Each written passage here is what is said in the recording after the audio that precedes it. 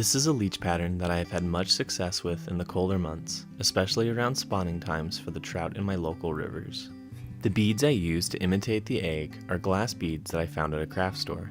There are lots of interesting beads at craft stores that can be used to imitate eggs on leeches. This fly can easily be tied in a variety of colors, and you can tie them with sparse or thick bodies. I've had success with different variations, but I've caught the most fish on the variation in this video. If you want to add some lead wire for weight, you can, though I've had the best success with this unweighted behind something heavy like a Pat's rubber leg. I believe not adding weight allows the fly to be tossed around in microcurrents, adding a lot of movement to the fly. Begin the fly by starting the thread behind your bead, and lay down a thread base ending between the hook point and the barb. Marabou can be used for the tail, but I have found that using the fuzzy bits found at the bottom of schlappen gives a lot more movement in the water, and I have lots of it left over after I tie large streamers, so instead of throwing it away, I save it for micro leeches. Align the ends of the schlappen fibers the best that you can, and grab a clump big enough to create the tail. Grasp it firmly in one hand, and pull down holding the stem with your other hand. This should peel the fibers off of the stem with little resistance.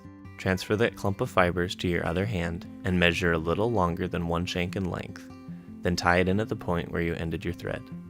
After taking a few wraps to secure the tail, take a pair of scissors and cut the schlappen just behind the bead. Then wrap your thread forward to secure it, and then back to the tail, leaving a uniform underbody.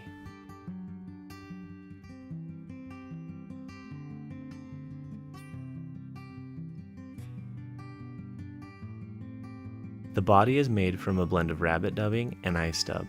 For this fly, I like to use black rabbit and red eye stub.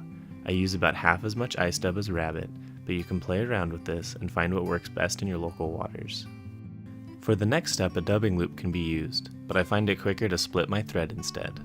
To split your thread, start by spinning your bobbin counterclockwise to untwist the thread. When it is laying flat, use a needle or a sharp pair of scissors to split it in half. It takes a little practice, but be as gentle as possible and try not to break any of the fibers in the thread. Place pieces of your dubbing blend into the thread, leaving it fairly sparse. You only need a couple of inches of dubbing, then you can twist the thread clockwise to lock in the dubbing.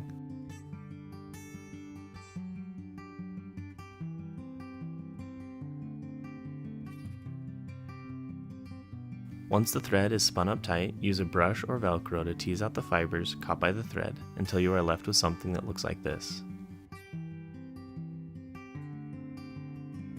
Wrap the dubbing around the fly, stroking the fibers back between each wrap to prevent trapping more fibers.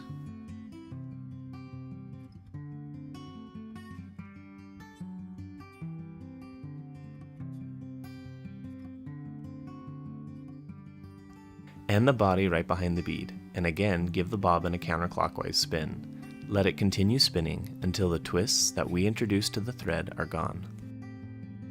While the bobbin is unspinning, use a brush or Velcro to again tease out the fibers. I find it works best to brush the fibers forward, then brush them all back. This teases out the most fibers and orients them correctly.